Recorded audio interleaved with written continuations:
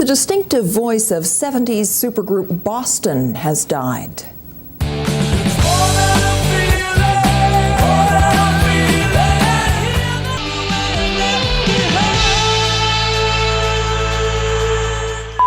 Brad Delp had one of the most recognizable voices in rock history. When he sang More Than a Feeling, it wasn't just a song, it was an anthem. His voice could soar into the stratosphere, glide with ease, and still carry warmth that made millions of fans feel like they knew him personally. To the outside world, Brad was living the dream.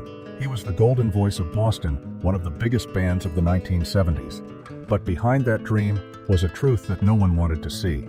On March 9, 2007, Brad Delp was found dead inside his New Hampshire home. The first reports shocked fans everywhere. Some thought it was a sudden accident, others assumed health problems, but as the details trickled out, the truth hit harder than anyone expected. Brad had taken his own life, and with his passing came more than grief. It brought accusations, it brought secrets, and it brought a mystery that still leaves fans unsettled. Was Brad driven by the crushing pressure of Boston's endless feuds? Was it something in his private life? Or was it, as some have claimed, an embarrassing incident that left him feeling he couldn't face the world? In the weeks that followed his death, finger-pointing began. Lawsuits were filed, words like upsetting, scandal, and humiliation were whispered in the press. And while some of these claims are verified through court documents and family statements, others are only rumors, never confirmed by Brad himself. Still, one fact remains. Brad Delp, the man with the angelic voice, carried pain so deep that even his music couldn't save him. So the question is this: what really happened behind closed doors, and why did nobody see it coming? Stay with me, because the truth of Brad Delp's story is darker and sadder than anyone ever imagined. This is RetroWaves, where we uncover the hidden stories behind music's greatest voices. If you've ever wondered what really happened to the singers and bands that defined our lives, this is the channel that brings those secrets into the light.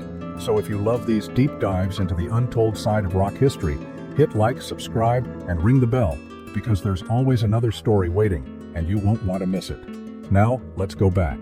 Before the headlines, before the lawsuits, before the rumors, let's see how Brad Delp went from being the voice of Boston to a man quietly hiding the heaviest secret of his life. The story of Brad Delp begins with success that seemed almost impossible. In 1976, Boston released their self-titled debut album, and the world never heard anything like it. Packed with hits like More Than a Feeling, Peace of Mind, and Foreplay Long Time, it sold millions almost overnight. By some counts, it remains one of the best-selling debut albums in American history. At the center of it all was Brad. His voice wasn't just powerful, it was pure. He could sing high notes with the control of a choir boy and the force of a rock god. Fans instantly connected with him, and the music industry hailed Boston as the next big thing. To the outside world, Brad was on top of it all, but behind the spotlight, things weren't so simple. Boston wasn't just any band. It was the creation of Tom Scholz, a perfectionist engineer and musician who built much of the music in his basement studio. Scholz was known for re-recording endlessly, chasing perfect sound. While Brad was the face and the voice, Scholz was the architect. This dynamic would cause friction for decades. Brad, by nature, was gentle and soft-spoken. He hated conflict, but in Boston, conflict was constant. The band split apart more than once. Lawsuits dragged on for years. Former members blamed Scholz for being controlling, while Scholz defended his vision as pure dedication. Through all of this, Brad stayed quiet. He smiled in interviews, kept the peace on stage, and rarely said a bad word about anyone. Fans thought of him as the kind-hearted center of the band, but that peacekeeping role came at a cost. Friends later said Brad often carried guilt and sadness when caught between sides. He wanted everyone to get along, yet he couldn't fix the deep divisions inside Boston. As time went on, the music industry changed, but Boston never truly disappeared. They continued to tour, and Brad's voice still amazed audiences. Yet behind the scenes, his personal life wasn't as bright. His first marriage ended in divorce. He lived quietly in Atkinson, New Hampshire, trying to build a calm life far from the chaos of fame. He had a fiancée who loved him, and to many around him he seemed content, but appearances can be deceiving. In early 2007, Brad was preparing for another Boston tour. By all accounts, things should have been looking up. Instead, something inside him was breaking. On March 9, 2007, Brad was found dead in his home. He had left behind several notes, carefully written, apologizing to those he loved. The police quickly ruled it suicide. The news devastated fans. His bandmates were shocked. His family was heartbroken. But soon, questions began to rise. Why would Brad, beloved by so many, choose to end his life? Some pointed to the constant strain of being in Boston, caught between Scholz and other members. Others whispered about his private life, about a situation involving his fiance's family, and an embarrassing discovery that left him humiliated. The band's feud spilled into the press. Tom Scholz said Brad felt caught in the middle. Other bandmates accused Scholz of blaming everyone but himself, and as lawsuits were filed, more details began to surface. Some were documented, some were hearsay. The tragedy wasn't just Brad's death, it was the way his memory was pulled apart by the people around him. So what really pushed him to the edge? Was it the band? Was it heartbreak? Or was it that mysterious, humiliating incident? The answers aren't simple, and some may never be known. But to understand what happened in 2007, we need to go deeper into Brad's final weeks, the notes he left behind, and the rumors that surfaced after his passing, because that's where the picture gets even more complicated. On the surface, Brad Delp's final weeks looked like any other. Friends saw him smiling. He was rehearsing, planning, and preparing for another Boston tour. His fiancée, Pamela Sullivan, believed they were building toward a happy life together. To anyone on the outside, nothing seemed wrong, but inside his quiet home in Atkinson, New Hampshire, Brad was planning something that would shock everyone who knew him. On the morning of March 9, 2007, Pamela returned home and noticed something strange. The bedroom door was closed, the air heavy. When she opened it, she found a note taped to the door, and then another. Brad had left several messages, carefully written, each addressed to different people in his life. One note was for Pamela, another for his family, one for his bandmates. Each carried a similar theme: apologies, sadness, and the feeling that he could not go on any longer. The police report confirmed what happened next. Brad had set up 2 charcoal grills inside his bathroom, sealing the room to let carbon monoxide fill the space. It was not sudden, it was deliberate. He had thought through the details and left behind clear instructions. The community was stunned. The headlines spread instantly. Boston's Brad Delp, dead at 55. Fans who had spent decades hearing his voice couldn't believe it. To many, he was a man who seemed to embody light and hope. How could someone who sang peace of mind feel so far from it? At first, the story seemed like another tragedy of depression, a quiet man who carried his pain too long. His family described him as kind, generous, and deeply sensitive. His fiancée was shattered, saying she never saw it coming. Bandmates expressed shock, grief, and disbelief. But then the questions began. Brad had no known serious health problems. He wasn't reported to be in financial trouble. He had a loving partner and ongoing work with Boston. So why would he feel that life was unbearable? The notes he left gave hints, but not answers. They spoke of burden, shame, and sorrow. They apologized, but they didn't explain. And in that silence, speculation began to grow. People close to him began whispering. The press picked up fragments of stories. And soon, the mystery of Brad's death wasn't just about grief, it was about secrets. Whispers of an embarrassing incident began to circulate, something that had allegedly left Brad humiliated in the days before his death, something he believed he could not live down. To this day, no one knows with certainty what Brad was thinking in those final hours. But the rumors that began after his passing made his death not just a tragedy, but a controversy. And almost immediately, the finger-pointing began. In the days following Brad's death, grief turned into conflict. Instead of coming together to mourn, Boston's surviving members and associates fell into a war of words. Tom Scholz, the band's perfectionist founder and mastermind, told reporters that Brad had been struggling with the constant conflict within Boston. Scholz suggested that Brad felt torn between sides, caught in the middle of disputes, and overwhelmed by the weight of being the peacekeeper. To Scholz, Brad's sensitivity was both his gift and his curse. He hated confrontation, and the never-ending feuds between bandmates left him deeply unsettled. Scholz painted a picture of a man trapped in tension he couldn't escape, but not everyone agreed. Fran Cosmo, who had performed as a singer with Boston, pushed back. He accused Scholz of trying to shield himself from blame. Other band members and former associates came forward, saying Scholz's perfectionism, lawsuits, and controlling ways created an environment that broke Brad down. What began as mourning quickly turned into mudslinging, and Brad's name was caught in the middle of it all. But then came another twist, one that took the story out of band politics and into Brad's private life. A close friend of Pamela Sullivan, Brad's fiancée, told reporters that Brad had been involved in an upsetting and embarrassing incident shortly before his death. According to this account, Brad felt humiliated, exposed, and ashamed. The details were never fully confirmed, but the implication was clear. Brad's death may not have been only about band conflict. It's important to say this clearly. This part of the story is rumor. While some aspects were mentioned later in court cases and sworn testimony, Brad himself never publicly acknowledged it. His notes did not specifically reference it. Still, Once the word embarrassing entered the headlines, it stuck. Fans began to speculate. Was Brad hiding something personal? Was it a scandal? Was it a mistake that weighed so heavily he could not recover? Meanwhile, the lawsuits piled up. Tom Scholz filed defamation suits against newspapers and bandmates who suggested he was responsible for Brad's death. In court filings, each side tried to prove their version of events. Scholz claimed Brad felt crushed by the toxic disputes in the band. Others claimed Brad's death had nothing to do with Scholz, but instead stemmed from private shame. The result? Confusion. Fans didn't know what to believe, and the tragedy deepened, because instead of remembering Brad for his voice, his kindness, and his music, the world was now dissecting his death, turning it into a blame game filled with rumors and lawsuits. The saddest part is that Brad himself never accused anyone. His notes pointed to pain, but not to blame. Yet in the wake of his death, others spoke for him, and those voices turned his legacy into a battlefield. So what really happened in those final days? Was it about the band? Was it about private shame? Or was it the weight of carrying both at once? To answer that, we need to look at what came next. The courtroom battles, the family testimonies, and the way Brad's memory was used as ammunition in a fight he never asked for. In the months after Brad Delp's death, his voice wasn't echoing through arenas anymore, it was echoing through courtrooms. Tom Scholz, the perfectionist leader of Boston, launched a series of lawsuits. His claim was simple: people were wrongly blaming him for Brad's death. Newspapers had printed stories quoting Brad's friends and former bandmates who hinted that Scholz's controlling behavior and endless lawsuits pushed Brad over the edge.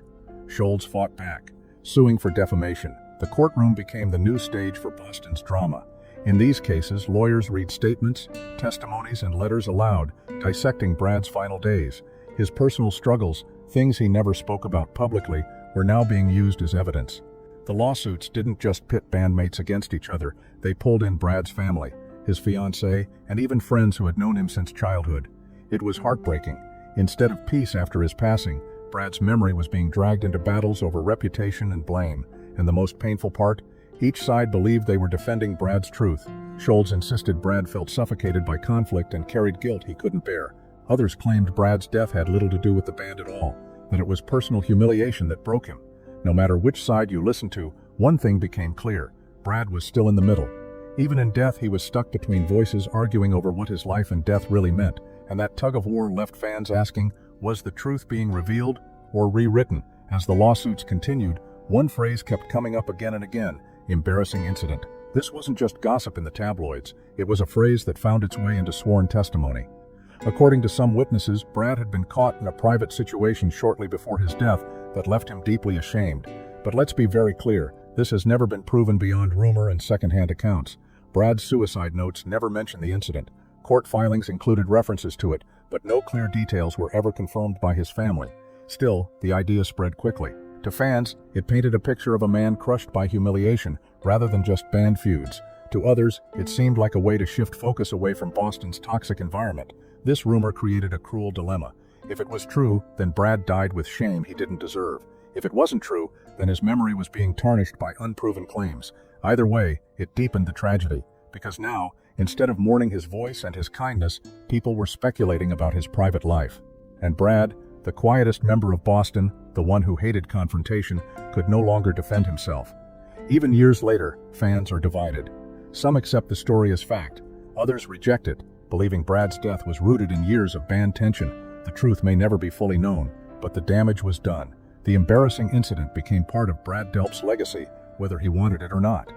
Through it all, Brad's family tried to protect his memory. His children and fiancée spoke about him not as a rock star, but as a gentle, loving man.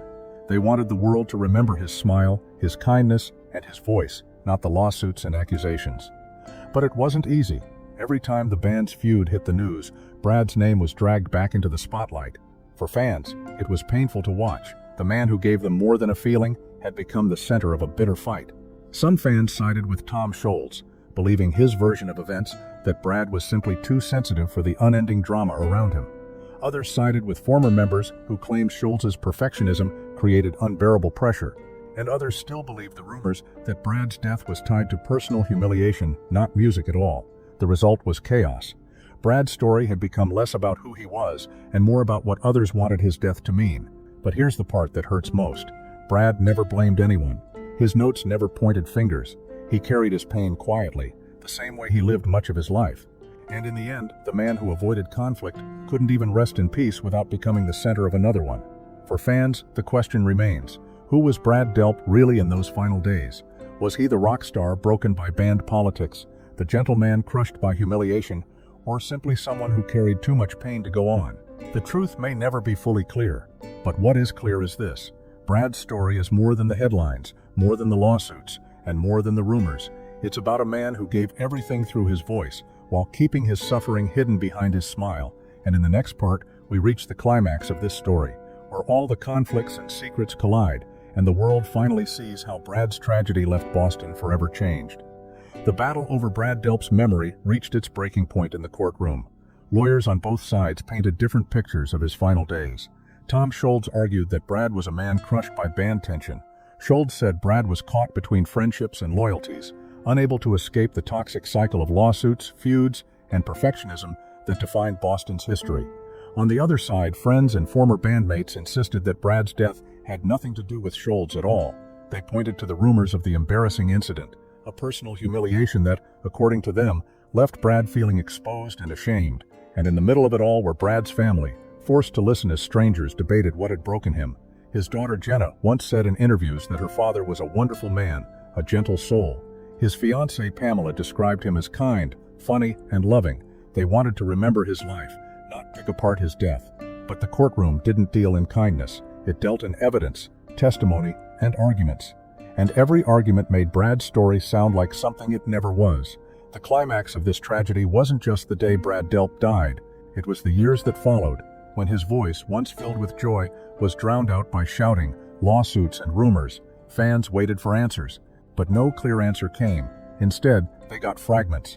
Brad's suicide notes that offered apologies but not explanations. Testimonies about an incident that was never confirmed. Accusations that pointed at Scholz, only for him to deny and countersue. In the end, the climax of Brad's story is this: the truth may never fully be known, and that uncertainty is what makes his story so haunting. Because Brad Delp, the man who sang of peace of mind, never found it, and even in death, he became the center of a war he never wanted. So what does this all mean, and what can we take from the pieces left behind? When we step back from the lawsuits, the rumors, and the headlines, what do we really know about Brad Delp? We know he was the golden voice of Boston, and without him, the band would never have reached its legendary heights. We know he was gentle, sensitive, and deeply kind to those who knew him. We know he hated conflict, and for much of his life he was surrounded by it. We also know, confirmed by police reports and notes he left behind, that he took his own life in March of 2007, at age 55. That part is fact. Beyond that, the truth splinters. Some believe he was crushed by decades of tension inside Boston. Some point to the rumor of an embarrassing incident, though it's vital to stress again that this has never been fully proven, and others think Brad was simply a man carrying burdens that no one else could see. Maybe the real answer isn't one thing. Maybe it's all of it. The weight of being caught in the middle, the sadness of private struggles, the loneliness of feeling like he had no escape. What matters more than the why is the reminder Brad left us with, that no one, no matter how talented, no matter how loved, is immune to pain. For fans, his death was a lesson in compassion. It showed how little we can sometimes see behind a smile and how dangerous silence can be. It also showed how quickly grief can turn into blame when maybe what Brad needed most in life and in death was understanding. Brad Delp's story doesn't have a clean ending. The questions linger, the rumors persist, but perhaps the best way to honor him isn't to chase answers in court filings or gossip. It's to remember the voice that gave so many people joy and the man who tried, even in his darkest hours, to apologize to those he loved. Because sometimes, the kindest souls are the ones carrying the heaviest weight. Brad Delp's story is heartbreaking, not just because of how it ended, but because of the questions it left behind. Was it the band? Was it humiliation? Or was it a burden he carried alone? The truth may never be known, but what we do know is this: his voice changed music forever, and his kindness left a mark on everyone who met him. And that's what RetroWaves is here to do, to keep these stories alive, to give voice to the legends who gave us everything, and to ask the questions no one else will. So if you want more untold stories like this, don't forget to like this video, subscribe, and ring the bell. Leave a comment below. What do you think really happened in Brad's final days? Was it pressure, personal pain, or something no one has ever revealed? Your voice matters here, because the conversation doesn't end with the video. And as always, thank you for keeping the music and the memories alive.